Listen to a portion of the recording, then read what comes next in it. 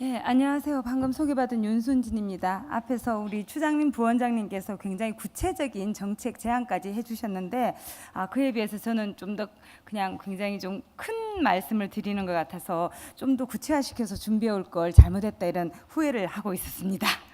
예, 제가 드리는 말씀은 지금 에너지 전환이라는 것이 사실 우리 사회에서 작년에 화두로 떠올랐고요. 그래서 이제 1년이 지난 상태인데 지금 우리가 어디까지 와 있는지, 남은 과제는 무엇인지, 이 과제를 어떤 식으로 풀어가야 하는지 그 부분에 대해서 말씀을 드리려고 합니다.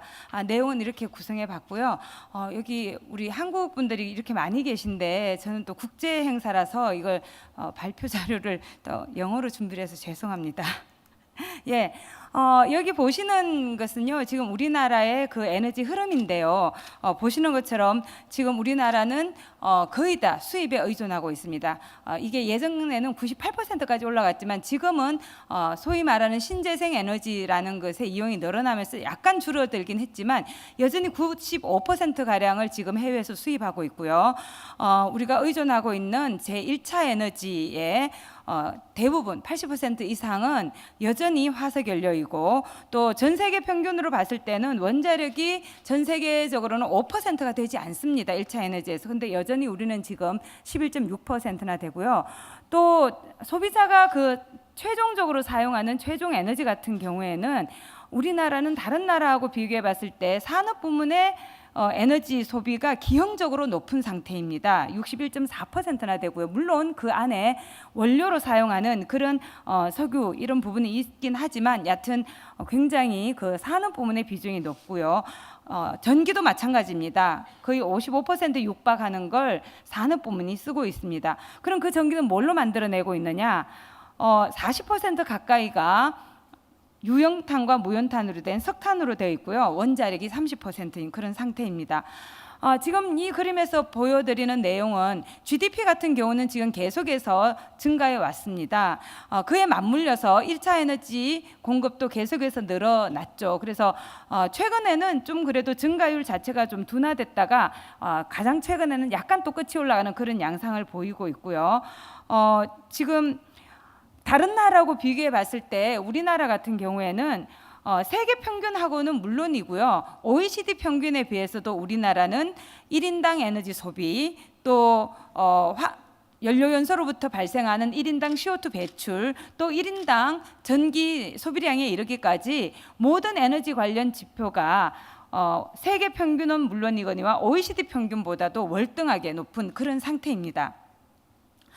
여기 보시면은 이 1인당 에너지 소비가 국가별로 어떻게 소득과 연결해서 봤을 때 변화되어 왔는가 이걸 보여주고 있는데요. 한국 같은 경우는 다른 국가, OECD 국가에 비해서 소득이 낮은 편입니다. 여전히 아직 3만 불이 되고 있지 못한 그런 상태를 보여주고 있는데요.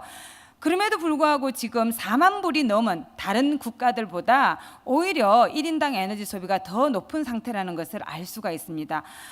우리 정도의 소득에서 미국 혼자만 이렇게 그 1인당 에너지 소비가 많았죠. 그래서 미국을 쫓아가다가는 지구가 8개 정도 필요하기 때문에 그건 안 되겠고요. 근데 미국 같은 경우도 지금 서서히 줄어들고 있는 그런 경향성을 보이고 있는데 우리나라 같은 경우는 계속해서 증가하는 그런 추세를 보인다는 것이 문제의 심각성을 드러내고 있습니다.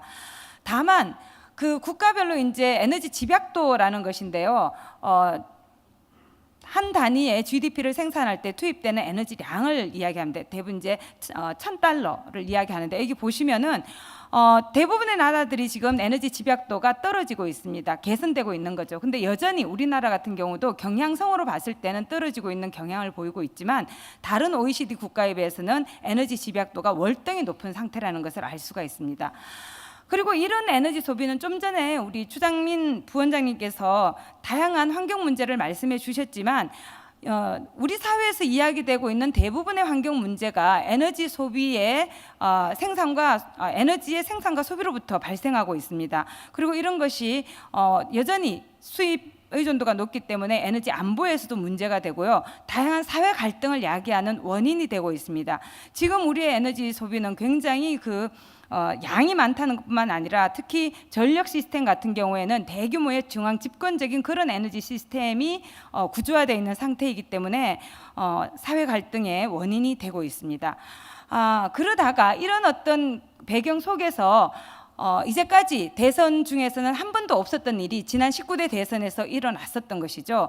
지난 19대 대선 때는 에너지 관련 공약이 등장을 했고요. 그 공약들 중에서도 에너지 전환을 내건 탈핵을 내건 공약이 주요 그 정당 5개 그 정당 후보들 가운데서 지금의 자유한국당 홍준표 후보 외에 4분이 모두 다 방향성은 동일하게 같습니다. 물론 속도라든지 그런 것은 좀 차이가 있었지만 특히 문재인 대통령이 후보로 계실 때 온라인 쇼핑몰을 열었죠. 그때 1등을 차지했던 게 바로 이 안전하고 건강한 한국이었고 그 안전한 대한민국이었는데 거기에서 보면은 에너지 정책이 거기에 들어가 있었습니다. 그리고 작년에 우리나라 역사상 최초의 원자로였던 고리 1호기를 수명을 연장해서 10년을 더 써서 40년 만에 닫게 됩니다. 그리고 그때 이제 어떤 선언을 하게 되냐면 이 고리 1호기의 영구 정지라는 것은 핵없는 에너지 핵없는 한국의 어떤 출발점이고 또 정책 패러다임의 전환을 보여주는 대사건이라고 이야기를 했습니다. 그러면서 이제 사실은 공약이 약간 후퇴됐다고도 이야기하지만 신고리 5, 6호기 같은 경우에 원래 그 공약상에서는 백지화를 내걸었지만 그 당시에 그 공정률이라든지 그 다음에 또 좌초 비용이라든지 보상금이라든지 이런 여러 가지를 고려해서 사회적 합의에 따라서 건설 재개와 중단을 결정하기로 그렇게 했었죠. 그리고 나서 이제 이 에너지 관련한 그 공약이 국정과제 100대 국정과제 하나로 포함이 되게 됩니다. 그래서 이제 작년에 우리 사회에서 정말 최초로 공론화다운 공론화가 이루어졌고요. 또 전 세계적으로도 이렇게 공론화의 과정을 거쳐서 건설되고 있는 원자로를 지을 것인가 말 것인가를 결정한 경우는 없었습니다. 최초의 역사적 사건이었고요. 이제까지는 소수의 전문가와 기술 관료들의 어떤 정책 결정 과정을 통해서 이루어졌던 이 논의가 일반 시민들에게 참여의 창이 열리게 되고 그래서 시민들이 참여해서 수기의 과정을 거쳐서 에너지 민주주의적인 방법으로 건설 재개 여부를 결정을 하게 됩니다. 그래서 이게 지금 최초의 사건이었지만 굉장히 짧은 기간에 다른 국가에 비해서 3개월 동안에 이루어졌기 때문에 굉장히 많은 고생들을 했었죠. 그래서 사실은 2만 6명 가운데서 5,000명 이상을 뽑고 거기서 500명의 그 시민 참여단을 선발한 다음에 거기에서 이제 수기의 과정을 다양한 방식을 통해서 거치게 됐고 결국은 거기서 마지막에 이제 4차례에 걸친 공론 조사, 시민 참여 조사를 거쳐서 결국은 건설 재개로 결정이 났고 그 안을 정부가 그대로 받아들여서 국무회의에서 의결을 한 다음에 지금 건설이 재개된 그런 상태입니다. 그리고 그렇지만 이걸 건설을 재개하면서 다양한 또 제한들이 있었죠. 신고리 5, 6호기의 건설은 재개하되 에너지 정책의 전반적인 방향은 원전을 축소하는 방향으로 가야만 하고 또 건설을 재개하되 안전 조치를 강화해야 된다. 이런 권고안을 내놨습니다. 그리고 여기 표에서 보시는 것처럼 그때 당시에 재개해야 된다는 의견이 59.5%였고 중단해야 된다는 의견이 40.5%여서 거의 19%의 어떤 차이로 건설 재개가 결정이 됩니다. 하지만 이 부분에 대해서 우리가 다양한 또 생각할 거리들을 많이 가지게 되는데요. 연령에 따라서 이 선호가 굉장히 차이가 있었고 또 압도적인 어떤 그 건설 찬성이 연령이 좀 높은 층에서 많았기 때문에 이 원자로와 같이 오랜 수명을 가진 이런 건설 그 시설을 결정을 할 때 이런 방식의 그 수기의 과정이라 하더라도 이런 방식이 옳은가 이런 어떤 의문이 제기되는 지점도 있었습니다. 여튼간에 그 원자력 발전 정책 자체에 대해서는 줄여야 된다는 의견이 과반수가 넘은 53.2%여서 그 방향을 제안하게 되고 정부가 그것을 받아들이게 됩니다. 그래서 이제 그 이후에 어떻게 됐냐면 건설을 재개하되 탈핵 에너지 전환 로드맵을 발표를 하게 됩니다. 그래서 재생 가능 에너지를 2030년까지 20% 발전량 중에서 20%로 한다는 그런 걸 확정을 하게 되죠. 그래서 이제 우리가 에너지 전환의 경로에 이제 들어서게 됩니다.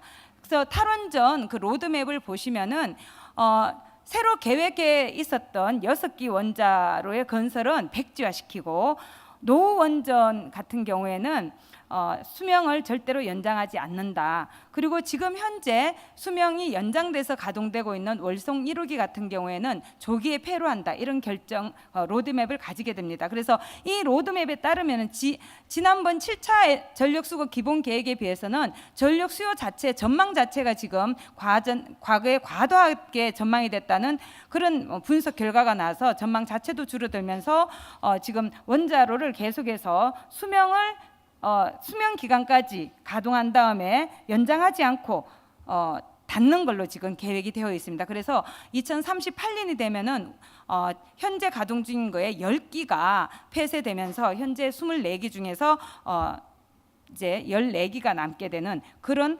상황으로 가게 됩니다. 그리고 이제 그러면 이게 굉장히 많은 걱정이 이 원자로를 이렇게 닫아 걸었을 때 우리가 전력 수급을 얼마나 안정적으로 할 수 있을 것인가. 그리고 또 많은 분들은 또 비용을 걱정을 합니다. 아까 추장민 부원장님께서도 그 비용의 문제를 말씀을 하셨는데 사실 저는 이것이 비용이 수반되는 문제이기 때문에 정부가 국민을 설득하는 노력을 좀 하시면 좋겠는데 전기요금 인상은 없다라는 걸 못 박은 듯이 그렇게 발표를 하셔서 에너지 분야에서 계속 활동하고 있는 저로서는 아쉬운 점이 없지 않습니다. 그래서 지금 현재 우리나라의 그 재생 가능 에너지 같은 경우에는 우리는 신재생 에너지라는 용어를 쓰지만 이 용어 자체도 사실 바뀌어야 됩니다. 전 세계에서는 신재생이 아니라 재생 가능 에너지라는 표현을 쓰고 있는데요. 이게 어떤 차이가 있냐면 보시는 것처럼 예를 들어서 2016년 같은 경우에 발전량에서 6.95%라고 되어 있지만 위에는 발전량이 아니고 1차 에너지긴 하지만요.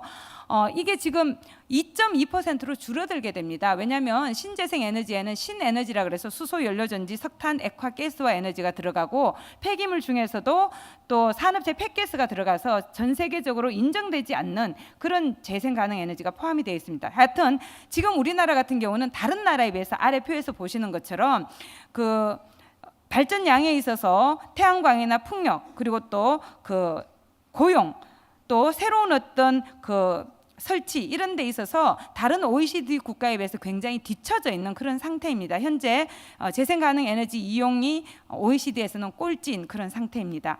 그래서 이제 그 재생 에너지 3020이 발표가 됐고요. 이 재생 에너지 3020의 목표는 아까 말씀드린 것처럼 2030년까지 신재생 에너지로 재생 에너지로 발전량의 20%를 올린다는 거죠. 그렇게 올리게 되고 또 일반 시민들이 발전소를 직접 참여해서 설치하는 시민 발전소 형식을 늘려나가는 그리고 고용을 27만 7천 개로 이렇게 확대해 나가는 그런 내용을 담고 있습니다. 그래서 지금 보시면은 이제 각 가구라든지 개인이라든지 또 농업에 있어서도 영농과 태양광의 설치를 함께 한다든지 또 이익 공유 방식을 통해서 그 지역 사회에 여기에서 발생하는 수익을 돌려주는 방식이라든지 다양한 방법을 지금 제안해 놓은 상태입니다. 그리고 이제 각 에너지 원별로는 2030년까지 이런 식으로 확대하겠다는 계획이 나와 있는데 주로 대부분을 차지하고 있는 건 PV와 태양광과 풍력이 주요한 어떤 재생 가능 에너지가 되는 걸로 지금 계획이 되어 있습니다. 자, 그럼 이런 상태에서 우리는 어떤 도전과 기회 요인을 가지고 있느냐? 에너지 전환 정책에 대한 일반 시민들의 의견은 어떤지 지금까지 몇 차례에 걸친 설문조사가 있었습니다. 제가 2차례 것을 가지고 와봤는데요. 작년에 2017년에 국회에 에너지 전환을 위한 국회의원 모임이 있는데 거기에서 의뢰를 해서 리얼미터라는 곳에서 조사한 거에 따르면은 에너지 전환 정책을 계속해야 된다는 의견이 60%에 육박했고요. 그만둬야 된다는 것이 27%였습니다. 그래서 그만둬야 된다는 의견의 2배 이상의 지지가 지금 있는 것이죠. 그리고 1월에는 에너지경제연구원하고 녹색전략연구소에서 함께 조사한 공동조사에서는 지금 현재 에너지 전환 정책이 좋다, 지지한다, 동의한다 이런 의견이 40%였고요. 좋지 않다고 이야기한 것이 20%. 그래서 그리고 그저 그렇다, 괜찮다 이렇게 이야기한 의견이 40이었습니다. 그래서 국민적인 지지는 확보한 상태라는 것을 알 수가 있습니다. 그런데 지금 우리가 아까도 말씀을 드렸지만 현재 우리나라의 그 발전 부문 부분에서는 특히 이제 원자력이 발전 부문의 주요 에너지원이기 때문에 30%나 차지하고 있고요. 석탄의 비중이 굉장히 높아서 지금 현재 국민들이 굉장히 그 문제 삼고 있는 환경 문제 또는 사회 문제보다도 정말 호환 마마보다도 더 무서워하는 게 요새는 미세먼지라는 이야기가 있거든요. 그래서 이 미세먼지를 야기하는 석탄 화력의 비중이 지금 40%에 육박하고 있는 이런 상황에서 이 두 가지를 동시에 줄여가면서 LNG를 어떤 교량 에너지로 활용을 하면서 다리 역할을 하게 하면서 재생 에너지를 늘리는 방식을 좀 더 구체적으로 할 필요가 있다는 얘기죠. 그런 상태에서 아까 처음에 보여드린 것처럼 지금 산업 부문의 에너지나 전력 소비가 워낙 높기 때문에 이 부분을 어떤 식으로 변화시켜낼 것인가. 지금과 같은 산업 구조를 계속해서 유지하는 한은 에너지 집약적이고 전력 집약적인 그런 산업 구조가 바뀌지 않는 한은 에너지 전환이 쉽지 않은 그런 상황에 우리가 놓여 있습니다. 그리고 또 에너지 문제는 사실 기후변화하고 맞물려 있습니다. 왜냐하면 기후변화를 야기하는 온실 기체의 70%, 76%가 거의 70% 가까이가 에너지 부문에서 발생하고 있기 때문입니다. 그리고 2015년에 그 기후변화 당사국 총회가 파리에서 열렸을 때 파리 협정을 채택을 하게 되고 2016년에 발효가 됐죠. 그러면서 이제는 개별 국가들이 나름의 국가별 기여 방안이라는 것을 만들어서 제출을 5년마다 하게 되어 있고요.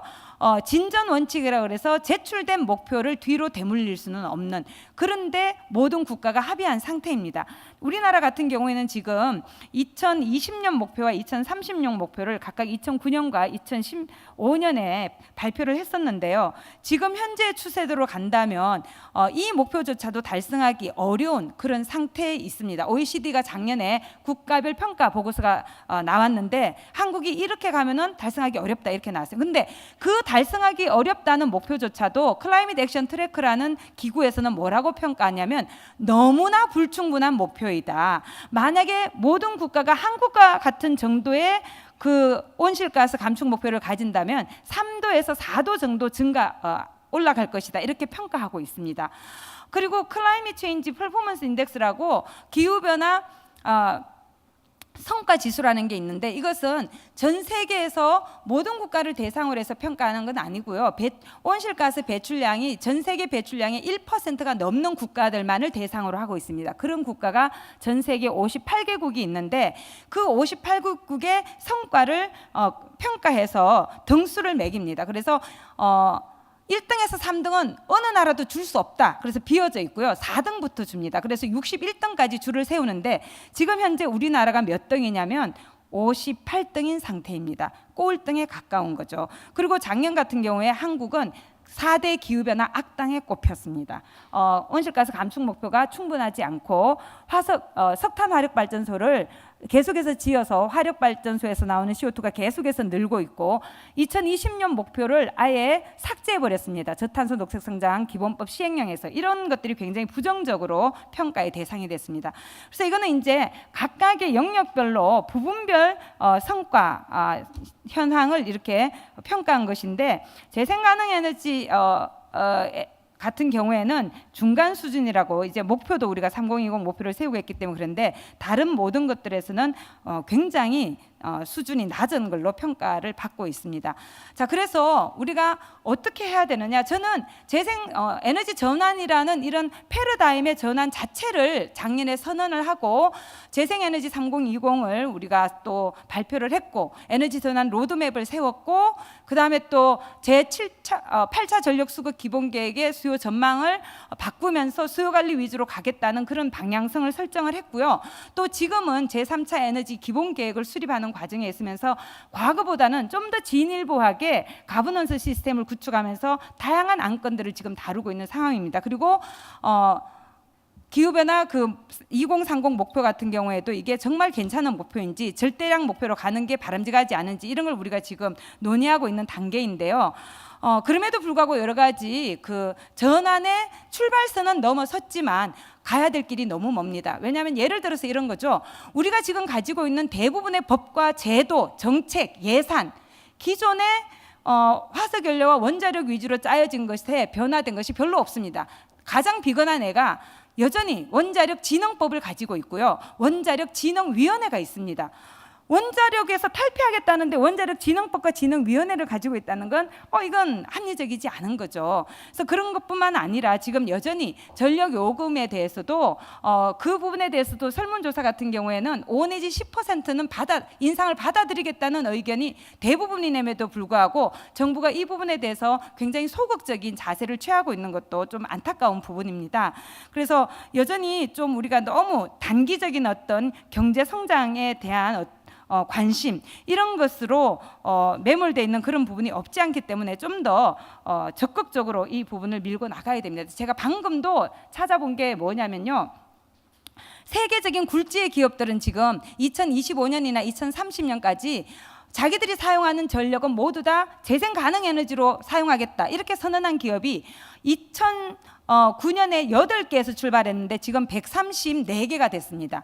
근데 우리나라에서는 지금 한 기업도 없습니다. 근데 그렇게 할 수 없는 이유가 전력 시장 구조가 지금 기업이 그런 걸 획기적으로 할 수 있는 그런 구조가 되어 있지 않습니다. 그래서 전력 시장 구조도 지금 한전의 이런 독점 구조를 유지할 것인지 이런 부분에 대한 고찰도 필요하고 정책적인 변화도 필요한 상태입니다. 하지만 우리에겐 기회가 있습니다. 지금 지방선거가 이제 우리 선거 운동 기간에 들어갔는데 이런 지방선거에 나선 지자체 장들 중에서도 에너지 전환에 관심을 가지고 다양한 공약을 내걸고 매니페스토 운동을 하는 분들도 계시고요. 물론 이제 중앙 정부가 예전보다는 강력한 의지를 가지고 에너지 전환을 하겠다고 했고 지자체들에서 다양한 실험들이 이루어지고 있고 또 아시는 것처럼 최근 들어서는 우리 사회에서도 기후 변화로 인한 재난이라든지 특히 지진 이런 위험 요소들이 발생하고 있기 때문에 좀 더 경각심을 가지고 이 문제를 사회적인 의제로 추진해야 된다는 데 대한 사회적 합의와 공감대가 있다는 것이 저는 굉장히 중요한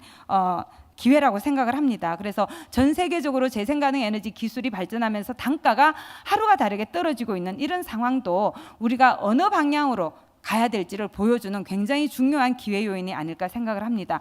그래서 좀 더 구체적인 이 공유제라든지 시민 참여 방법이라든지 여전히 큰 그림은 나와 있지만 비어 있는 부분들이 많이 있고요. 또 국토부라든지 환경부라든지 산업통상자원부가 서로 연계해서 이 부분을 추진해야 되는데 굉장히 부처 간에 그 갈등이라든지 손발이 맞지 않는 그런 부분들이 있습니다. 지자체도 마찬가지고.